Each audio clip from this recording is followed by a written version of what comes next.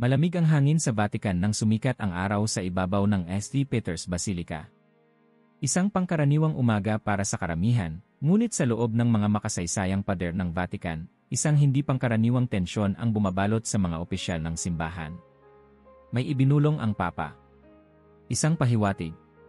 Isang misteryosong mensahe na nagpagulo sa isip ng mga kardinal. Sa loob ng isang mahigpit na pribadong pulong sa Apostolic Palace, nakaupo si Papa Francisco sa kanyang lumang upuan, nakatanaw sa mga nakapaligid na kardinal. Kita sa kanyang mukha ang pagod, ngunit sa kanyang mga mata, may isang bagay na mas matimbang, isang desisyon na kailangang gawin. Ang simbahan ay kailangang manatiling bukas. Ang susunod na pastol ay dapat may pusong nakikinig sa mga nasa gilid, anya, pinupukaw ang interes ng kanyang mga tagapakinig. Nagsimula ang bulong-bulungan. Sino ang tinutukoy niya? Paglabas ng mga kardinal mula sa silid, ang ilan ay tahimik, tila nag-isip ng malalim. Ang iba na may hindi na itago ang kanilang pag-aalinlangan. May iniisip ba kayong posibleng kahalili, Cardinal Bertoni? Tanong ng isa sa mga dumaan sa bulwagan. Nagkibit balikat ang matandang Italianong kardinal. Ang simbahan ay matagal nang nasa kamay ng mga Europeo. Hindi tayo sigurado kung handa ito para sa isang pagbabagong tulad nito. Ngunit hindi lingid sa ilan ang isang pangalang lumilitaw sa usapan, Luis Antonio Tagle, isang Filipino, isang Asyano, at isang taong itinuturing na anino ni Papa Francisco sa mga gawaing pastoral. Samantala, sa labas ng Vatican, ang mga mamamahayag ay naghihintay ng balita. Sa isang maliit na cave malapit sa Piazza San Pietro, nagtipon ang ilang veteranong Vatican correspondents. Isa na rito si Marcelo Rixi, isang batikang mamamahayag mula sa Italia, na matagal nang sumusubaybay sa loob ng simbahan. Rixi, may narinig ka bang bago? Tanong ni Elena Navarro, isang mas batang mamamahayag mula sa Espanya. Isang mapanuring ngiti ang sumilay sa kanyang labi habang tinikman niya ang mainit na espresso. May ibinulong ang Papa sa kanyang huling pagpupulong. At sa loob ng Vatican, kapag may bulong-bulungan, hindi iyon basta haka-haka. Napakunot no si Elena. Taga ba ang tinutukoy nila? Isang katahimikan ang sumunod bago nagsalita si Rixi, binaba ang kanyang tasa. Iyan ang tanong natin. Pero kung totoo nga, ito ay isang revolusyonaryong hakbang para sa simbahan. Natahimik si Elena. Hindi pa nagkaroon ng isang ganap na Asian Pope sa buong kasaysayan ng simbahan. Kung si Tagle ang itinutulak ni Francisco bilang kahalili, tiyak na may matinding reaksyon mula sa mga konserbatibong sektor ng Vatican. Habang lumalalim ang gabi, nagtipon ang ilang kardinal sa isang pribadong hapunan. Tahimik ang karamihan, ngunit ang ilan ay hindi maitago ang kanilang saloobin. Kailangan nating tiyakin na ang susunod na Santo Papa ay isang tao ng tradisyon, ani Cardinal Giuliani, isang kilalang konserbatibo. Napakaraming pagbabago ang ipinataw ni Francisco. Ang simbahan ay hindi isang eksperimento. Tiningnan siya ni Cardinal Amara, isang prelado mula sa South America. Hindi mo ba nakikita na ang mundo ay nagbabago? Ang simbahan ay dapat sumabay. Nagsimulang uminit ang diskusyon. Ang pangalan ni Tagle ay pabulong na ipinapasa sa bibig ng bawat isa. Para sa ilan, isa siyang pag-asa. Para sa iba, isang banta sa lumang kaayusan. Ngunit isang bagay ang sigurado, ang usapin ng susunod na Papa ay hindi na lang isang simpleng tanong, ito na ay isang laban para sa kinabukasan ng simbahan. Bago magsimula, mag-subscribe ka na sa channel at i-like ang video para hindi mo makaligtaan ang anumang detalye ng kwentong ito na kahanga-hanga. Sa sumunod na araw, bumalik sa normal ang takbo ng Vatican o tila ganoon sa panlabas. Ngunit sa loob ng mga lumang pader ng Sistine Chapel at sa malalawak na bulwagan ng Apostolic Palace, patuloy ang matinding usapan. Ang mga mata ng buong simbahan ay nakatutok sa isang tao, si Papa Francisco. Habang naglalakad ang Santo Papa papunta sa kanyang opisina, sinamahan siya ni Monsignor Rafael, isa sa kanyang pinakamalapit na tagapayo. Tahimik silang dalawa sa unang bahagi ng paglalakad, ngunit hindi nakatiis ang batang pari. Santo Papa, totoo bang pinag-iisipan niyo na ang inyong kahalili? Tanong nito ng maingat. Napangiti si Francisco, ngunit may lungkot sa kanyang mga mata. Ano sa tingin mo, Rafael? Hindi ba't dapat kong gawin yon? Ako'y matanda na. Alam kong hindi ako magtatagal. Isang bigat ang bumalot sa paligid. Alam ng lahat na mahina na ang katawan ng Papa, ilang beses na rin siyang sumailalim sa operasyon, at ang kanyang paglalakad ay hindi na kasing sigla ng dati. Ngunit ang kanyang diwa ay nananatiling matalas. Gusto ko ng isang pastol, hindi isang hari, dugtong niya. Isang taong alam kung paano yakapin ang mga nasusugatan. Nagpatuloy silang maglakad, ngunit sa isip ni Monsignor Rafael, isa lang ang kahulugan ng mga salitang iyon. Tagal. Sa kabilang dako, sa Plaza de San Pietro, nagtipon ang daan-daang tao, gaya ng dati.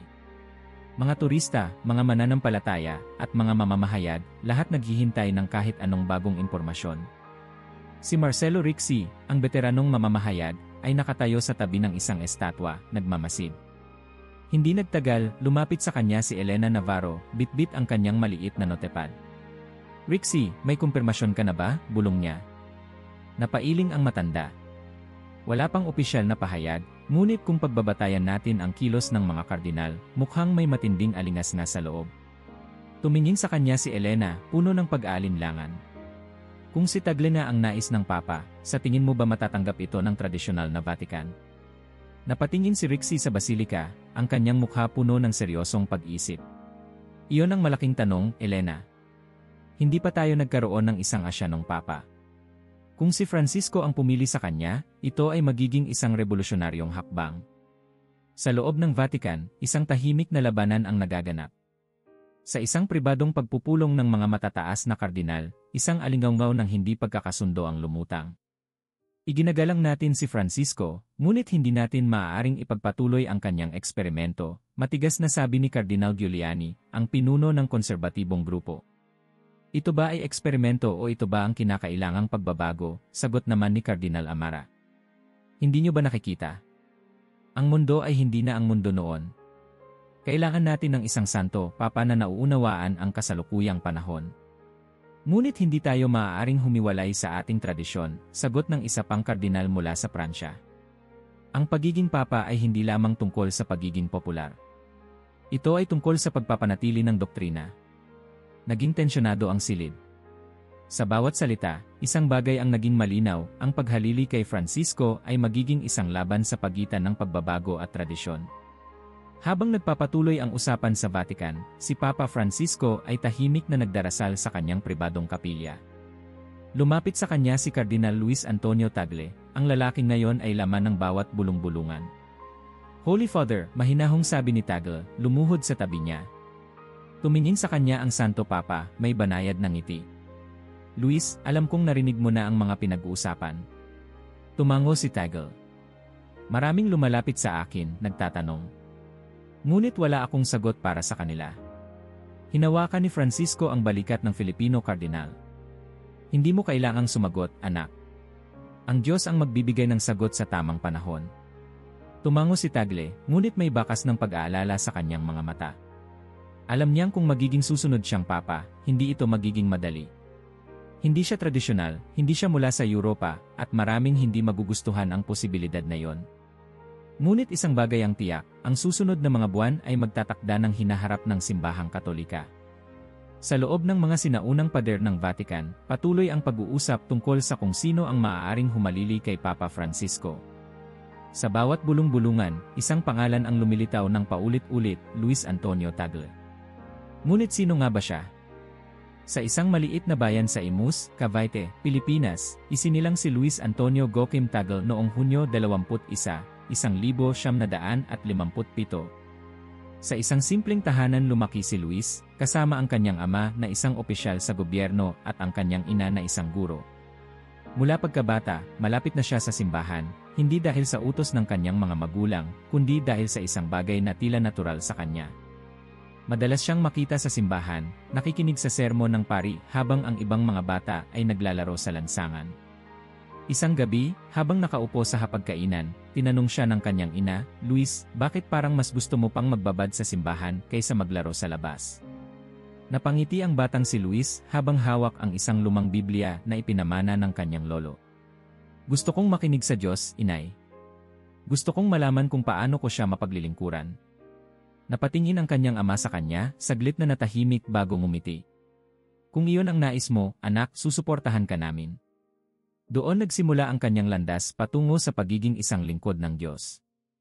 Pumasok siya sa San Jose Seminary sa Ateneo de Manila University at nang maglaon ay nagpatuloy sa Loyola School of Theology. Sa loob ng kanyang pag-aaral, nakilala siya hindi lamang bilang isang matalinong mag-aaral, kundi bilang isang taong may pambihirang habag sa kanyang kapwa. Sa isang klase, isang propesor ang nagtanong, paano natin ipapaliwanag ang habag ng Diyos sa isang mundong puno ng kasalanan? Nagtaas ng kamay si Tagle at sinagot ito ng may kumpiyansa, ngunit puno ng pagpapakumbaba, sa pamamagitan ng pagmamahal, hindi sa pamamagitan ng paghatol. Namangha ang kanyang propesor. Ang sagot ni Tagle ay tila simple, ngunit puno ng lalim, isang pananaw na dadalhin niya hanggang sa kanyang pagkapari. Noong 1982, naordinahan siyang pari at agad na naging kilala sa Pilipinas bilang isang alagad ng Diyos na malapit sa tao. Hindi siya isang leader ng simbahan na nanatili sa loob ng magarbong simbahan. Sa halip, siya mismo ang lumalabas upang hanapin ang mga nangangailangan. Minsan, sa isang tag-ulan sa Maynila, may isang batang pulubi na lumapit sa simbahan upang humingi ng pagkain. Marumi ito, walang sapatos, at nanginginig sa gutom. Sa halip na pauwiin ito, kinuha ni Tagle ang kanyang sariling pagkain at ibinigay sa bata. "Bakit mo ito ginagawa, Ama?" tanong ng bata, habang nanginginig ang kamay sa paghawak ng tinapay. Ngumiti si Tagle at hinaplos ang ulo nito. Dahil lahat tayo ay mga anak ng Diyos. At sa mata niya, pantay-pantay tayo. Ang ganitong klase ng pagkatao ang lalong nagbigay ng pagkilala kay Tagle. Noong 2001, itinalaga siya bilang obispo ng Imus. Sa posisyong ito, hindi siya kailanman gumamit ng marangyang sasakyan, ni hindi siya nanirahan sa isang malaking tahanan. Madalas siyang makitang nagbibisikleta sa paligid ng lungsod, bumibisita sa mga simbahan at sa mga mahihirap. Dahil sa kanyang pagiging malapit sa tao at sa kanyang malalim na pagkaunawa sa pananampalataya, napansin siya ni Papa Benedicto XVI na nagtalaga sa kanya bilang arsobispo ng Maynila noong 2011. Hindi nagtagal, siya ay hinirang bilang kardinal. Sa kanyang unang pagtitipon sa Roma bilang bagong kardinal, maraming opisyal ng Vatican ang nagtaka kung sino ang tahimik, ngunit may presensyang Pilipinong ito. Ngunit nang magsimula siyang magsalita, nakuha niya ang atensyon ng lahat. Ang simbahan ay hindi dapat nakakulong sa loob ng maringal nitong pader, anya. Dapat itong lumabas at makinig sa boses ng mga nasa laylayan. Nagkatinginan ang ilang matatandang kardinal. May ilan na sumang-ayon, ngunit may ilan din tila hindi natuwa sa kanyang mga salita. Isang umaga, habang naglalakad sa loob ng Vatican Gardens, nilapitan siya ni Cardinal Pietro Rinaldi, isang mataas na opisyal ng simbahan. "Luis, anya, narinig ko ang iyong mga pahayag. May mga humahanga sa iyo, ngunit may ilan ding nag-aalinlangan." Napangiti si Tagle. "Hindi ako narito upang humanga o pag-alinlanganan, Kardinal. Narito ako upang paglingkuran ang Diyos." Tumango si Rinaldi. "Ngunit dapat mong malaman, hindi lahat sa Vatican ay bukas sa pagbabagong dala mo." Alam ni Tagle ang ibig sabihin nito. Ang Vatican ay isang institusyon na nakasanayan ang isang estrukturang mahigpit at maharlika. Ang kanyang paraan ng pamumuno, ang pagiging simple, ang pagiging malapit sa mahihirap, ay isang hamon sa nakasanayang kultura ng simbahan. Ngunit hindi iyon mahalaga sa kanya. Alam niyang ito ang kanyang misyon. Sa pagbabalik niya sa Pilipinas, patuloy niyang ipinakita ang uri ng pamumuno na kakaiba sa Vatican. Hindi siya natakot sa kontrobersya, sa halip ay mas pinili niyang pag-usapan ang mahahalagang isyu tulad ng kahirapan, katiwalian, at ang papel ng simbahan sa modernong mundo. Ngunit ang kanyang impluwensya ay lumampas na sa Pilipinas. Maging sa buong Asya at sa iba pang bahagi ng mundo, si Tagle ay kinikilala bilang isang leader ng simbahan na may tunay na malasakit sa tao. At ngayon, sa loob ng Vatican, isang tahimik ngunit makapangyarihang usapan ang nagaganap. Si Tagle ba ang magiging susunod na Santo Papa? Para sa marami, isa siyang sagisag ng pag-asa. Ngunit para sa ilan, isa siyang pagbabago na maaaring yumanig sa pundasyon ng simbahan. Ang tanong na ito ay patuloy na bumabalot sa Vatican, habang ang mga mata ng mundo ay nakatutok sa darating na hinaharap.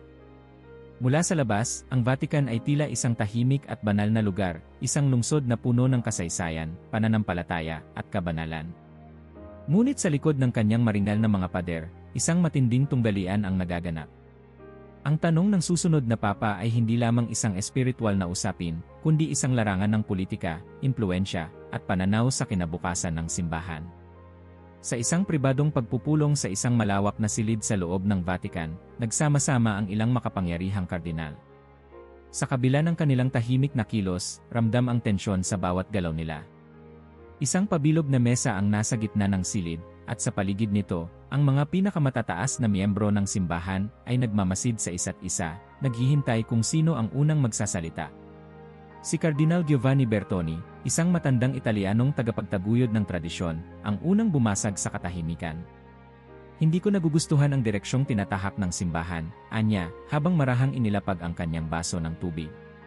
Si Francisco ay isang mabuting tao, ngunit masyado niyang binuksan ang pinto para sa mga hindi pa natin tiyak kung dapat ba natin yakapin o hindi. Nagpalitan ng tingin ang iba pang mga kardinal. Hindi na ito isang lihim, marami sa kanila ang nag-aalangan sa mga pagbabagong isinulong ni Papa Francisco, mula sa kanyang pagpapalakas ng papel ng mga mahihirap sa simbahan, hanggang sa kanyang panawagan ng higit na inclusivity. Sumagot si Cardinal Pierre Moriu, isang prelado mula sa Pransya, na kilala sa pagiging mas makabago sa pananaw. Hindi ba't ang ating misyon ay ipalaganap ang ebanghelyo sa lahat ng sulok ng mundo? Hindi natin maikakailan na ang mundo ay nagbabago, at kung hindi natin ito haharapin, baka mas lalo tayong mawalan ng impluensya sa susunod na henerasyon. Ngunit hindi tayo isang politikal na organisasyon, Cardinal Moriu, sagot ni Bertoni na may halong panlilibak. Hindi natin pwedeng baguhin ang doktrina sa ngalan ng modernisasyon. Mula sa dulo ng silid, isang tinig ang muling bumasag sa usapan. Kung si Tagle ang magiging Santo Papa, ano ang mangyayari sa pundasyon ng simbahan? Lahat ay napatingin kay Cardinal Giuseppe Lombardi, isang kilalang konserbatibo na matagal nang may kinikilingan sa tradisyonal na simbahan. Isang Asyanong Papa. Hindi pa ito nangyari sa kasaysayan. At kung mangyari man, handa ba tayo sa posibleng epekto nito? Ang ibig mong sabihin, sabat ni Moriu, ay hindi mo siya tinatanggap dahil lamang sa kanyang pinagmulan. Nagkaroon ng katahimikan sa silid. Hindi man tuwirang sinabi ni Lombardi, halata ang kanyang ibig iparating. Ang simbahang Katolika ay matagal nang pinangungunahan ng mga Europeo, at ang ideya ng isang papa mula sa Asya ay tila isang dagok sa daang-daang taon ng nakasanayang istruktura. Ngunit hindi lahat ng naroroon ay sumasang-ayon kay Lombardi. Cardinal Lombardi, saad ng isang matandang Latin American cardinal, ang simbahan ay hindi nakasalalay sa heograpiya. Ang simbahan ay isang katawan ng pananampalataya, hindi isang bansang may mga hangganan. Muli nagkaroon ng katahimikan. Walang naglakas loob na sumagot. Sa kabilang bahagi ng Vatican, si Cardinal Luis Antonio Tagle ay walang kaalam-alam sa nagaganap na pulong. Nakaupo siya sa loob ng kanyang maliit na opisina, nagbabasa ng isang lumang tekstong teolohikal. Maya-maya pa, isang mahinang katok ang pumunit sa katahimikan. Pasok, anya. Pumasok si Monsignor Rafael, ang isa sa mga pinakapinagkakatiwalaang opisyal ng simbahan. Mukha itong nag-aalinlangan, tila may gustong sabihin, ngunit nag-aalangan kung paano sisimulan. Cardinal Tagle, mahinahong simulan ito, narinig mo na ba ang mga balitang kumakalat? Isinara ni Tagle ang kanyang aklat at tumingin kay Monsignor Rafael.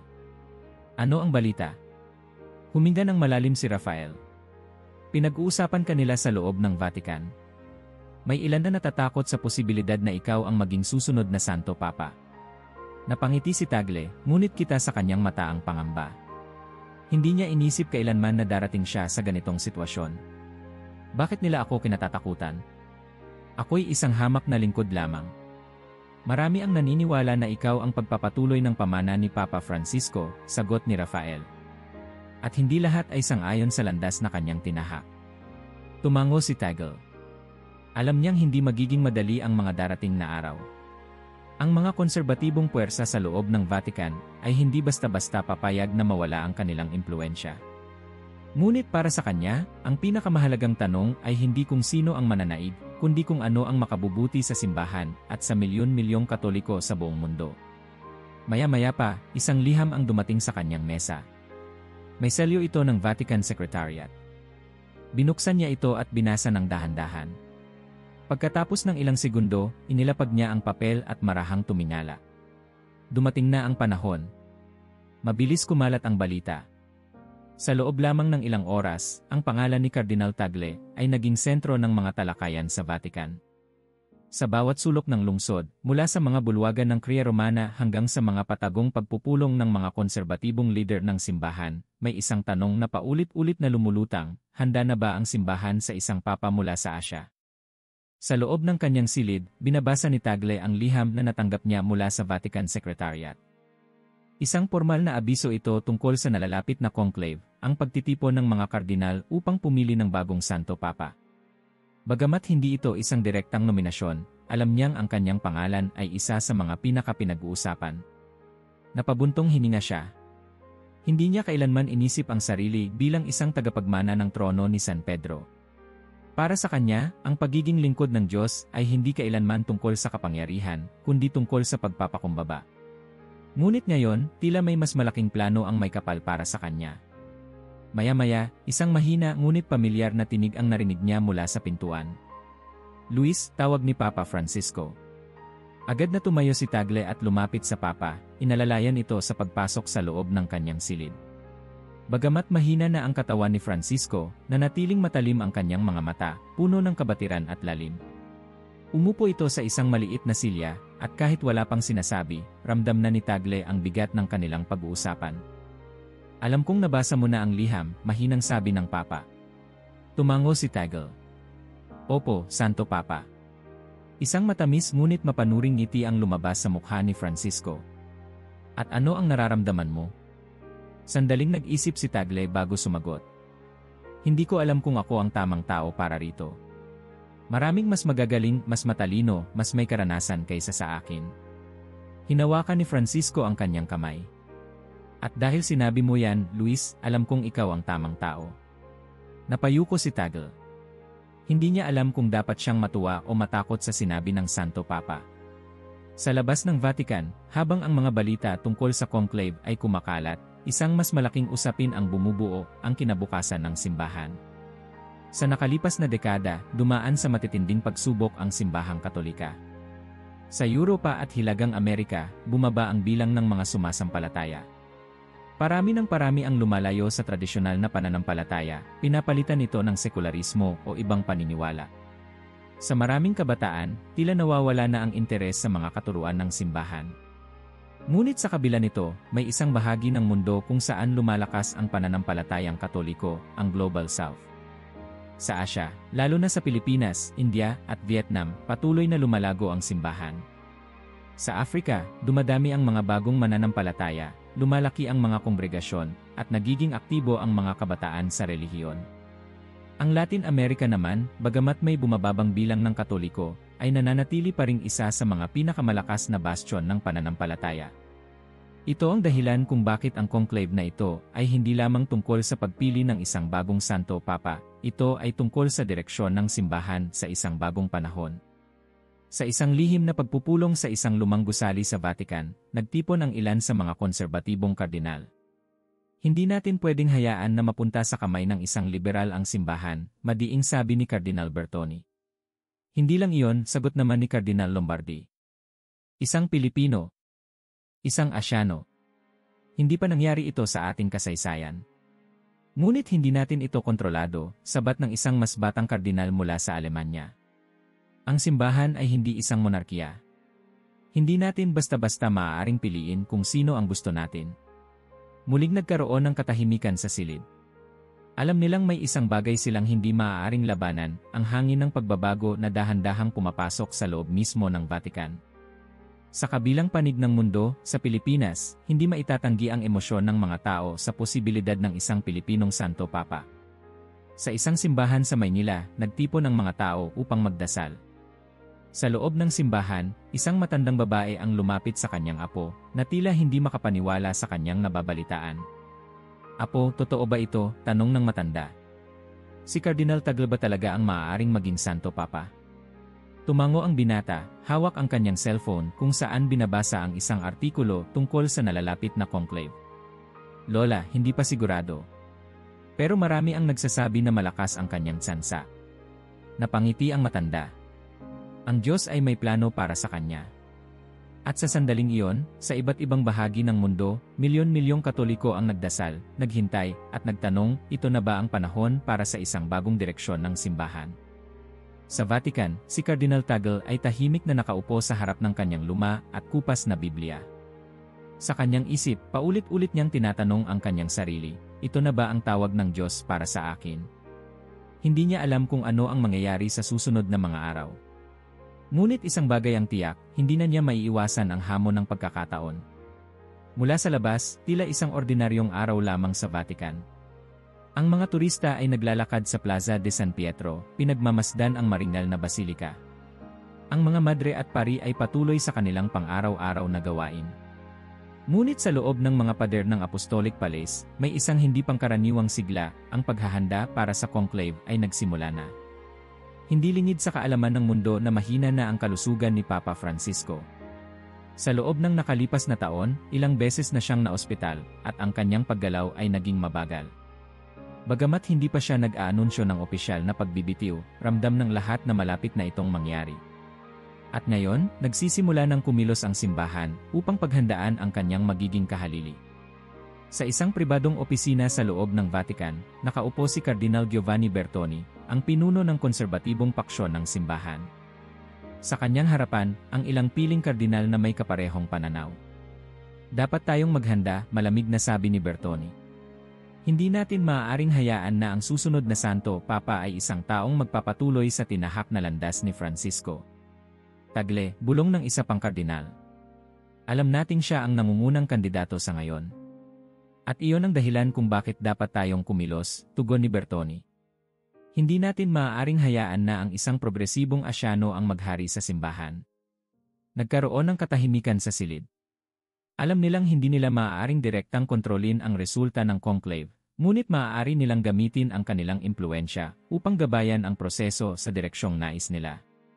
Sa kabilang bahagi ng Vatican, nakatayo si Cardinal Luis Antonio Tagle sa loob ng isang maliit na kapilya, tahimik na nananalangin.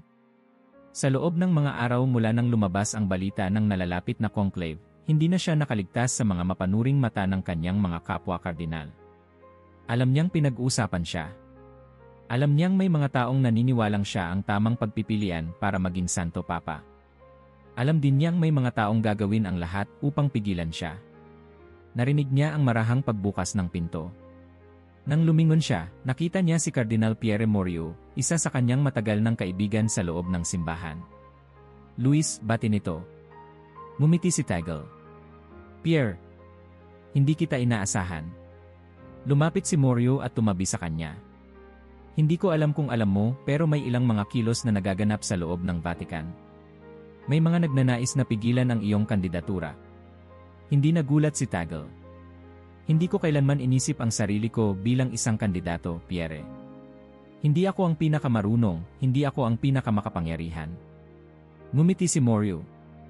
At iyon mismo ang dahilan kung bakit marami ang naniniwala na ikaw ang tamang tao.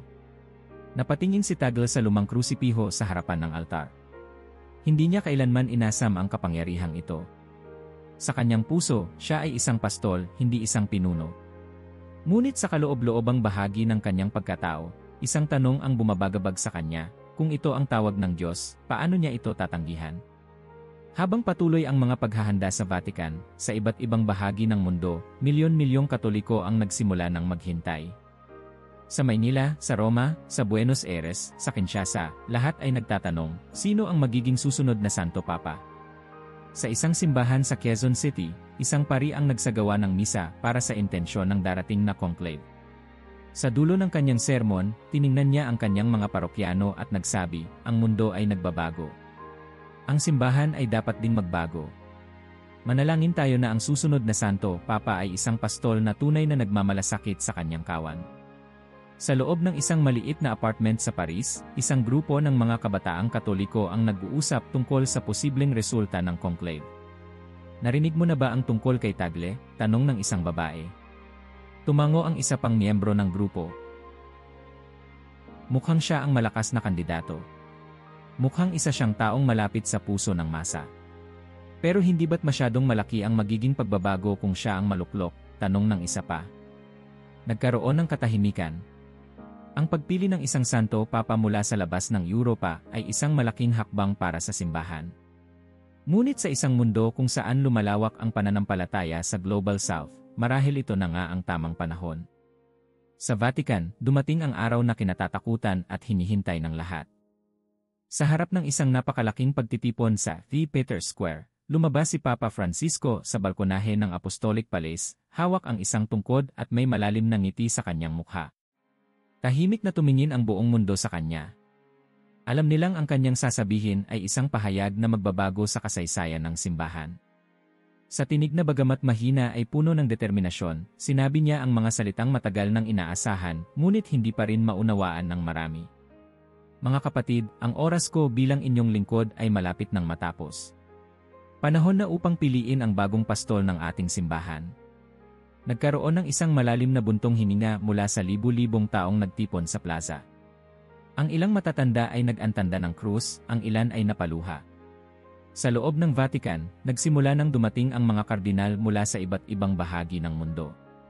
Sa kanyang maliit na silid, si Cardinal Tagle ay nakatingin sa isang lumang imahe ng Birheng Maria na nanalangin ng tahimik. Sa susunod na mga araw, papasok sila sa Sistine Chapel.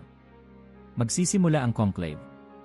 At sa loob ng mga sagradong pader ng Vatican, sa gitna ng panalangin, intriga, at pananampalataya, pipiliin nila ang taong magdadala sa simbahan sa bagong panahon. Sa araw ng conclave, isang hindi maipaliwanag na tensyon ang bumalot sa buong Vatican. Ang St. Peter's Basilica ay puno ng mga mananampalataya mula sa iba't ibang panig ng mundo.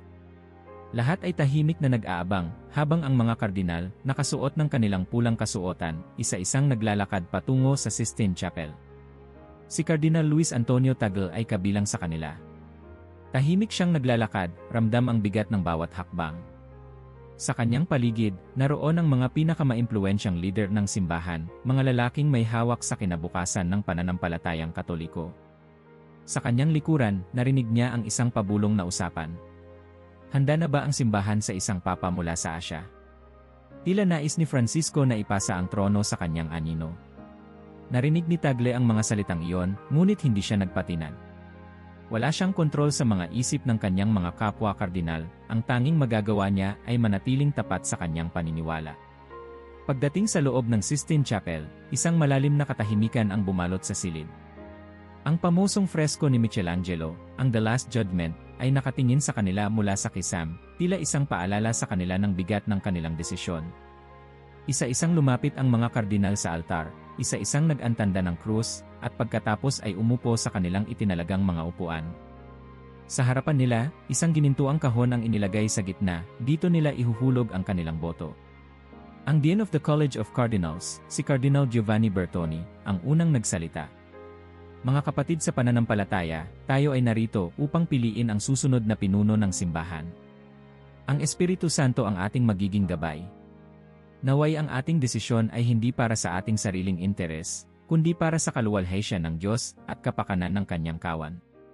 Tumango ang lahat. Ngunit sa kabila ng kanyang formal na pananalita, alam ng marami na si Bertoni at ang kanyang mga kapanalig ay may sariling plano. Ang kanilang nais ay isang papa na magbabalik sa tradisyonal na anyo ng simbahan, isang pastol na may mahigpit na panghahawak sa doktrina, hindi isang revolusyonaryo tulad ni Francisco. Sa kabilang dako, may ibang grupo ng mga kardinal na nais ipagpatuloy ang landas ng pagbubukas na sinimulan ni Francisco. Hindi nila gustong bumalik sa panahon ng konserbatibong simbahan. Para sa kanila, si Tagle ang pinakamainam na pagpipilian. Nagsimula ang unang botohan. Isa-isang lumapit ang mga kardinal, kinuha ang kanilang balota, isinulat ang pangalan ng kanilang napiling kandidato, at marahang inilagay ito sa gintong kahon. Sa bawat pagbagsak ng papel sa loob ng sisidlan, tumitindi ang kaba sa loob ng silid. Pagkatapos ng lahat ng bumoto, isinara ang kahon at sinimulan ang pagbibilang. Habang binabasa ang mga boto, tila bumagal ang oras. Sa bawat pangalan na binabanggit, lalong lumalaki ang tensyon. Bertoni, Moriu, Rinaldi, Tagle. Nang matapos ang unang botohan, walang nakakuha ng kinakailangang 23 boto upang maiproklama bilang bagong papa. Sumunod ang tradisyonal na ritual, isang itim na usok ang lumabas mula sa tsimenya ng Sistine Chapel. Isang tanda sa mga naghihintay sa labas na wala pang napipiling bagong santo papa. Sa St. Peter's Square, isang malalim na buntong hininga ang bumalot sa napakaraming taong nag-aabang. Ang ilang matatanda ay nag-antanda ng krus. Ang ilan ay nagbulungan, nagtatanong kung sino ang nangunguna sa botohan. Ngunit wala ni isa ang nakakaalam. Sa loob ng Sistine Chapel, nagpatuloy ang proseso. Sa pangalawang botohan, hindi nagbago ang resulta. Patuloy na hati ang boto sa pagitan ng dalawang panig, ang konserbatibo at ang progresibo. Habang patuloy ang botohan, naramdaman ni Tagle ang bigat ng sitwasyon. Hindi niya kailanman hinangad ang kapangyarihang ito. Hindi niya kailanman inisip ang sarili bilang isang papa. Ngunit ngayong narito na siya, alam niyang ito ay higit pa sa kanya. Bago magsimula ang ikatlong botohan, lumapit sa kanya si Cardinal Pierre Morio. Isang banayad na ngiti ang lumabas sa mukha ng Pranses na kardinal. Luis, bulong nito, marami ang naniniwala sa iyo. Marami rin ang hindi, sagot ni Tagle, may bahagyang ngiti ngunit puno ng bigat ang tinig. Tumango si Morio. Hindi ito tungkol sa gusto ng tao. Ito ay tungkol sa tawag ng Diyos. Muli silang bumalik sa kanilang upuan. Sinimulan ang ikatlong botohan. Habang isa-isang bumoboto ang mga kardinal, naramdaman ni Tagle ang malamig na simoy ng hangin sa loob ng Sistine Chapel. Dumaan ito sa kanyang balat, dumampi sa kanyang balikat, at tila isang mahinang tinig na bumubulong sa kanyang puso. Maging handa ka. Natapos ang pagboto. Muling binuksan ang gintong kahon. Isa-isa nilang binasa ang mga pangalan. Ang unang pangalan hindi nagbago. Ang pangalawa pareho pa rin. Ngunit habang patuloy ang pagbibilang, may isang pattern na lumalabas. Tagle. Tagle. Tagle. Sa unang pagkakataon, lumamang siya sa boto. Tumingin sa kanya ang ilang mga kardinal. May ilan na tahimik, may ilan na hindi makapaniwala. Ang iba ay nag-uusap ng pabulong. Sa labas ng Sistine Chapel, hindi pa alam ng mundo ang nangyayari. Ngunit sa loob, isang bagong kabanata sa kasaysayan ng simbahan ang unti-unting nabubuo. Isa pang botohan at malalaman na nila ang sagot. Ang Vatican ay natatakpan ng isang mapayapang katahimikan habang ang mundo ay naghihintay. Libo-libong tao ang nagtipon sa St. Peter's Square. Ang ilan ay nakataas ang kamay sa panalangin, ang iba na may hindi mapakali sa inaasahang anunsyo. Sa loob ng Sistine Chapel, ang susunod na botohan ay magsisimula, ang boto na maaaring tuluyang magpasya kung sino ang magiging bagong Santo Papa. Sa kanyang upuan, tahimik si Cardinal Luis Antonio Tagle. Sa paligid niya, ang ibang mga kardinal ay nakikipagbulungan, marahil nagkukumpara ng boto o nagtataya kung sino ang tunay na may suporta. Siya, gayunpaman, ay nananatiling tahimik, nakatitig sa harapan, halos hindi gumagalaw. Sa loob ng kanyang puso, isang tanong ang bumabagabag sa kanya, ito na ba ang tawag ng Diyos? Ang Dean of the College of Cardinals, si Cardinal Giovanni Bertoni, ay tumayo upang simulan ang pinal na botohan. Muli, isa-isang lumapit ang mga kardinal upang kunin ang kanilang balota. Isinulat nila ang pangalan ng kanilang napili, inilagay ito sa gintong kahon, at bumalik sa kanilang upuan. Tahimik ang buong Sistine Chapel. Sa bawat pagbagsak ng papel sa kahon, lumalapit sila sa sagot na hinihintay ng mundo. Nang matapos ang botohan, inilapag ni Bertoni ang kanyang kamay sa kahon, saka ito binuksan. Isa-isa nilang inilabas ang mga balota, binasa ang pangalan, at itinala ang resulta. Ang unang pangalan hindi nagbago. Ang pangalawa, pareho pa rin. Ngunit habang patuloy ang pagbibilang, isang bagay ang nangyari. Ang mga mata ng mga nagbibilang ay unti-unting lumalaki sa pagkamangha. Tagle. Tagle. Tagle. Unti-unting lumamang ang kanyang pangalan. Habang dumarami ang boto para sa kanya, ang ilan sa mga konserbatibong kardinal ay napatingin sa isa't isa, tila hindi makapaniwala. Ang iba na may nagbuntong hininga, tinanggap ang naging resulta. Sa huling pagbasa ng balota, umalinggaw sa loob ng Sistine Chapel ang pangwakas na desisyon. Luis Antonio Tagle, ang bagong Santo Papa. Sa loob ng ilang segundo, walang gumalaw. Walang nagsalita. Para bang ang buong silid ay naghintay lamang ng kumpirmasyon mula sa langit. Si Cardinal Tagle, bagamat hindi niya inasahan ang resulta, ay nanatiling tahimik. Lumapit sa kanya si Cardinal Pierre Morio at marahang inilagay ang kamay sa kanyang balikat. Luis, bulong nito, ikaw na ang hinirang. Tiningnan siya ni Tagle, tila nag-aalinlangan pa rin. Ako ba talaga ang tamang tao para rito? Ngumiti si Morio. Hindi natin pinipili ang ating landas, Luis. Ang Diyos ang pumipili para sa atin. Tumayo si Tagle, at ang buong Sistine Chapel ay bumaling sa kanya. Lumapit si Bertoni, kinuha ang kanyang kamay, at formal na tinanong siya ng sinaunang tanong. Tinatanggap mo ba ang iyong eleksyon bilang Santo Papa? Saglit siyang natigilan. Alam niyang sa sandaling sumagot siya ng wala nang balikan. Wala nang Tagle bilang isang simpleng lingkod ng simbahan, mula sa araw na ito, siya na ang magiging pastol ng buong Katolisismo. Huminga siya ng malalim, marahang ipinikit ang kanyang mga mata, at sa wakas, sinabi ang mga salitang nagbago sa kasaysayan. Tinatanggap ko.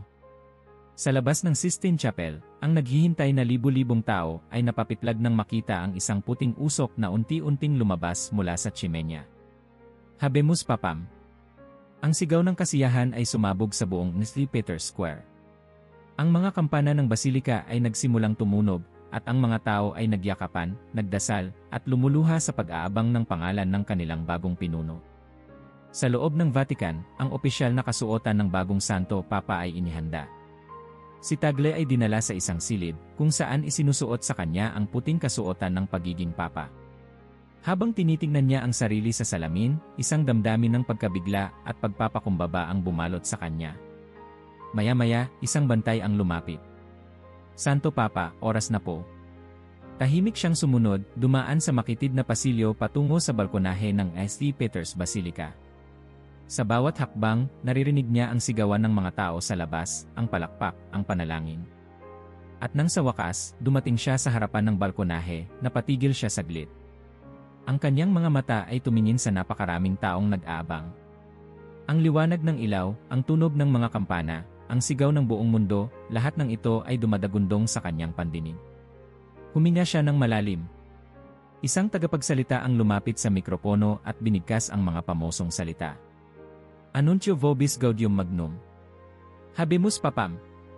At pagkatapos, ang pangalan na babago sa kasaysayan ng simbahan.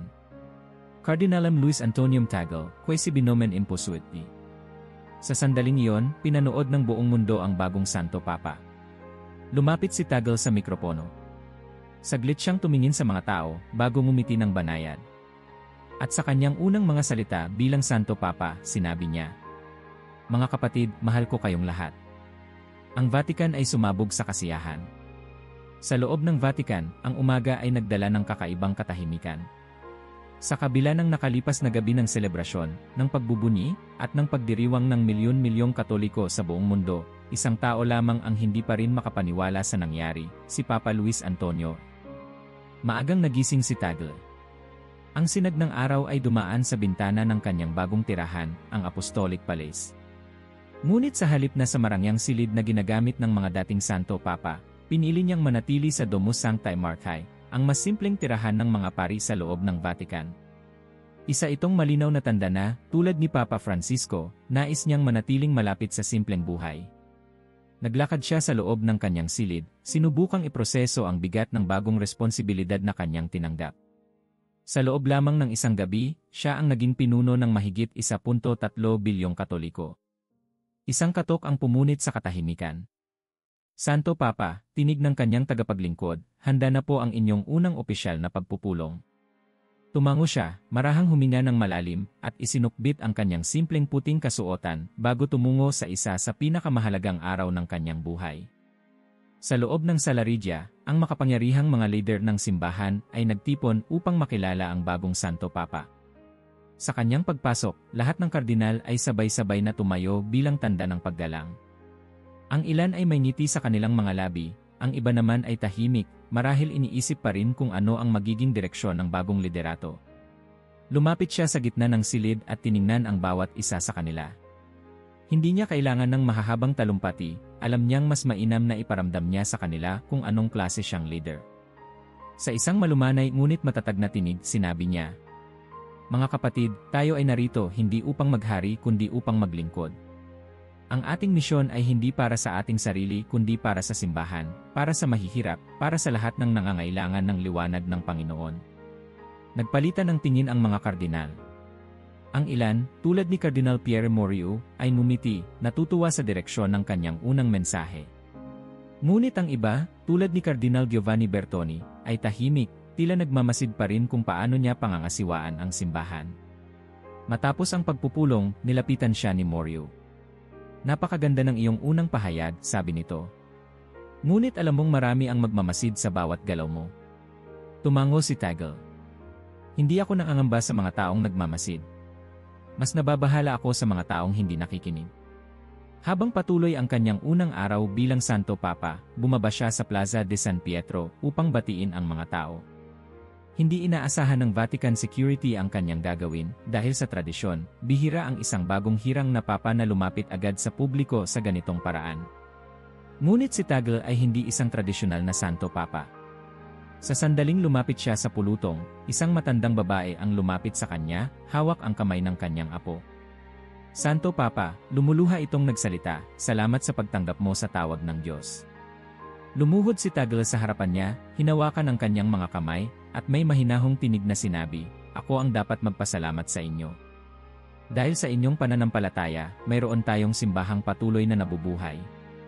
Napaluha ang ilan sa mga taong nakasaksi sa tagpong iyon.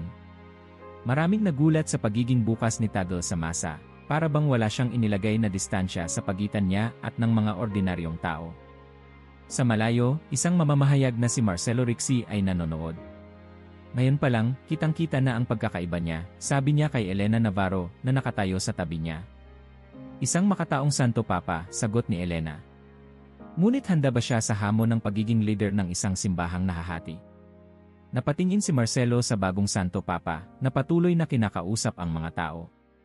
Malalaman natin, sagot niya. Sa hapon ng kanyang unang araw, bumalik si Tagle sa loob ng Vatican. Sa halip na magpahinga, pinili niyang lumakad mag-isa sa loob ng Vatican Gardens, isang lugar kung saan madalas manalangin ang mga Santo Papa sa nakalipas na siglo. Habang naglalakad, isang pamilyar na tinig ang narinig niya mula sa likuran. Luis. Paglingon niya, nakita niya si Papa Francisco, nakaupo sa isang bangko, nakangiti sa kanya. Santo Papa, sabi ni Tagle, marahang lumapit. Ngumiti si Francisco. Ako ay retirado na, Luis. Ngayon, ikaw na ang pastol. Naupo si Tagle sa tabi ng matandang Santo Papa. Ilang saglit silang tahimik. Isa sa pinakamahirap na desisyon sa buhay ko, sabi ni Francisco, ay ang lisanin ang trono ni San Pedro. Ngunit ngayong nakikita kita rito, alam kong tama ang naging desisyon ko. Napabuntong hininga si Tagle. Hindi ko alam kung kaya ko ito, Ama. Napakaraming inaasahan, napakaraming umaasa. Hinawakan ni Francisco ang kanyang balikat. Ang mahalaga ay hindi kung paano ka titingnan ng mundo. Ang mahalaga ay kung paano ka maglilingkod. Napatango si Tagle. Tandaan mo, Luis, dagdag ni Francisco, ang pagiging Santo Papa ay hindi tungkol sa pagiging makapangyarihan. Ito ay tungkol sa pagiging lingkod ng lahat. Sa pagtatapos ng kanyang unang araw bilang Santo Papa, bumalik siya sa kanyang maliit na silid sa Domus Sancta Martyr. Kinuha niya ang kanyang lumang Biblia, binuksan ito sa isang paboritong sipi, at nagbasa. Habang binubulay-bulay ang salita ng Diyos, naisip niya ang lahat ng mga nangyari, mula sa kanyang pagkabata sa Imus, hanggang sa kanyang paglilingkod bilang obispo, hanggang sa sandaling ito, kung saan siya na ang Santo Papa ng Simbahang Katolika. Nanalangin siya. At sa gabing iyon, natulog siya na may bagong bigat sa kanyang balikat, ngunit may isang matibay na pananalig. Handa na siya. Makalipas ang ilang buwan mula ng mahalal bilang Santo Papa, ang mundo ay unti-unting nasasanay sa bagong leader ng Simbahang Katolika. Ngunit sa loob ng Vatican, alam ni Papa Luis Antonio na ang tunay na gawain ay nagsisimula pa lamang. Sa kabila ng kanyang mapayapang personalidad, hindi naging madali ang kanyang unang mga hakbang bilang Santo Papa. Sa loob ng Curia Romana, ang tradisyonal na istruktura ng simbahan ay patuloy pa ring lumalaban sa pagbabagong dala niya. Sa labas naman, ang mundo ay puno ng mga hamon, bumababang bilang ng mga mananampalataya sa Europa, lumalawak na sekularismo, at mga isyong panlipunan na kailangan harapin ng simbahan. Ngunit sa kabila ng lahat ng ito, nanatili siyang tapat sa kanyang misyon, isang simbahang malapit sa mga tao, isang simbahang tunay na naglilingkod. Isang umaga, sa loob ng kanyang opisina, nagkaroon ng pagpupulong ang Santo Papa kasama ang kanyang mga pinakamalalapit na tagapayo. Banal na Ama, sabi ni Cardinal Morio, may mga bumabatikos sa inyong mga reforma. Marami ang natatakot na masyado ninyong binubuksan ang simbahan sa mga hindi handang tanggapin ito. Ngumiti si Tagle. Ang takot ay palaging magiging bahagi ng pagbabago. Ngunit hindi tayo maaaring mabuhay sa anino ng pangamba. Nagkibit balikat si Cardinal Bertoni, na kilalang konserbatibo. Santo Papa, hindi natin maaaring iwanan ang ating mga tradisyon. Ang simbahan ay tumagal ng 2,000 taon hindi dahil sa pagbabago, kundi dahil sa pagpapanatili ng ating pundasyon. Tumango si Tagle. At ang pundasyon natin ay hindi nasa mga estruktura, hindi nasa mga batas, kundi nasa pananampalataya sa Diyos at pagmamahal sa kapwa. Hindi ba yon ang tunay na mensahe ni Kristo? Natahimik ang silid. Sa simpleng sagot na yon, alam nilang walang makakapigil sa direksyon ng bagong Santo Papa. Makalipas ang ilang linggo, nagpunta si Tagle sa isang impormal na pagbisita sa isang mahirap na komunidad sa Roma, isang bagay na matagal nang hindi ginagawa ng mga dating Santo Papa. Sa kanyang pagdating, walang ingranding parada, walang marangyang kasuotan. Suot niya ang kanyang simpleng puting sotana, naglakad sa makikitid na eskinita, at kinamayan ang mga tao. Ang kanyang presensya ay hindi lamang isang simbolo, ito ay isang patunay na ang simbahan ay hindi isang palasyo, kundi isang tahanan para sa lahat. Isang batang lalaki ang lumapit sa kanya, hawak ang kamay ng kanyang ina. Santo Papa, bulong ng bata, ang ibig bang sabihin ng isang Santo Papa ay siya ang pinuno ng lahat ng Katoliko? Lumuhod si Tagle sa harap ng bata at hinawakan ang kanyang kamay. Ang isang Santo Papa, sabi niya, ay hindi isang hari. Hindi siya isang Panginoon. Siya ay isang lingkod, isang tagapag-alaga ng lahat ng tao, lalo na ng mga mahihirap, ng mga naliligaw, at ng mga nangangailangan. Ngumiti ang bata, at sa sandaling iyon, nakita ng buong mundo kung ano ang klase ng leader si Papa Luis Antonio ay. Samantala, sa loob ng Vatican, ang mga mamamahayag ay patuloy na sinusubaybayan ang kanyang pamumuno. Sa isang panayam, tinanong siya ni Marcelo Rixi, ang veteranong mamamahayag ng Roma. Santo Papa, sa tingin niyo ba ito na ang simula ng isang bagong panahon para sa simbahan? Sandaling nag-isip si Tagle bago sumagot. Hindi ako ang simbahan, anya. Ang simbahan ay hindi isang tao lamang. Ang simbahan ay tayong lahat, ang bawat taong nananalangin, nagmamahal, at nagsisikap na gawing mas mabuting lugar ang mundo. Nagpatuloy siya. Marahil ito ang bagong panahon. O marahil ito lamang ang tamang panahon upang ipaalala sa lahat kung ano talaga ang ibig sabihin ng pagiging isang Kristiyano. Makalipas ang isang taon, isang misa ang isinagawa sa St. Peter's Basilica, isang misa na dinaluhan hindi lamang ng mga mahahalagang opisyal ng Vatican, kundi ng libu-libong ordinaryong tao mula sa iba't ibang bahagi ng mundo. Habang nakatayo si Tagle sa harap ng dambana, tumingin siya sa karamihan. Sa kanyang paningin, hindi niya nakita ang isang hierarkiya, nakita niya ang isang pamilya. At sa kanyang puso, alam niya na ito ang simbahang nais niyang itaguyod. Isang simbahang hindi eksklusibo, kundi bukas para sa lahat. Isang simbahang hindi nabubuhay sa takot, kundi sa pagmamahal. At isang simbahang hindi natatakot sa pagbabago, dahil ang tunay na pagbabago ay nagmumula sa puso ng bawat isa. Habang isinasagawa ang huling panalangin, isang hangin ang dumaan sa loob ng basilika, isang malamig ngunit mapayapang simoy na tila nagpapahiwatig ng bagong simula. Sa labas ng Vatican, ang mundo ay patuloy na nagbabago. Ngunit sa loob ng simbahan, isang bagong direksyon ang nagsimula na. Ang tanong kung handa na ba ang simbahan para sa isang Asyanong Santo Papa ay natuldukan na. At sa harap ng milyon-milyong Katoliko sa buong mundo, isang bagay lamang ang tiyak. Ang hinaharap ng simbahan ay nasa kamay ng mga naniniwala, nagmamahal, at naglilingkod. Kung nakarating ka hanggang dulo, iwan ang salitang tagumpay sa komento para malaman namin